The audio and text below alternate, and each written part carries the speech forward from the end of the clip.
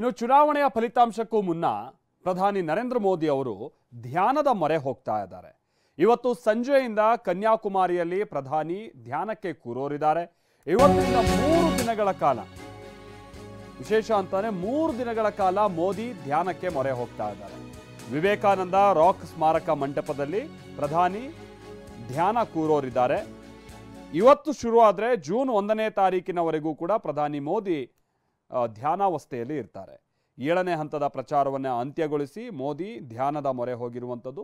2019ರಲ್ಲಿ ಕೂಡ ಪ್ರಧಾನಿ ಹೀಗೆ ಧ್ಯಾನದ ಮೊರೆ ಹೋಗಿದ್ರು. ಅದು ಅವರು ಅವಾಗ ಕೇದಾರನಾಥದಲ್ಲಿ ಧ್ಯಾನವನ್ನು ಮಾಡಿರ್ತಾರೆ. ಇದೀಗ ಅವರು ವಿವೇಕಾನಂದ ರಾಕ್ ಸ್ಮಾರಕ ಮಂಟಪದಲ್ಲಿ ಅಂತ ಅಂದರೆ ನಮ್ಮ ತಮಿಳುನಾಡಿನಲ್ಲಿ ಇಂದಿನಿಂದ ಅವರು ಜೂನ್ 1ನೇ ತಾರೀಕಿನ ತನಕನೂ ಕೂಡ ಅಂದರೆ ಕನ್ಯಾಕುಮಾರಿಯಲ್ಲಿ ಅವರು ಧ್ಯಾನವನ್ನು ಕೂರೋರಿದ್ದಾರೆ. 3 ದಿನಗಳ ಕಾಲ ಅಂತ ಗೊತ್ತಾಗ್ತಾ ಇದೆ. ಅದೆಷ್ಟು ಗಂಟೆಗಳ ಕಾಲ ಏನು ಎತ್ತ ಇನ್ನಷ್ಟೇ ಗೊತ್ತಾಗಬೇಕಾಗಿರುವಂಥದ್ದು. 48 ಗಂಟೆಗೂ ಅಧಿಕ ಅನ್ನುವಂಥದ್ದು ಕೇಳ್ಪಟ್ವಿ. ಬಟ್ 3 ದಿನಗಳ ಕಾಲ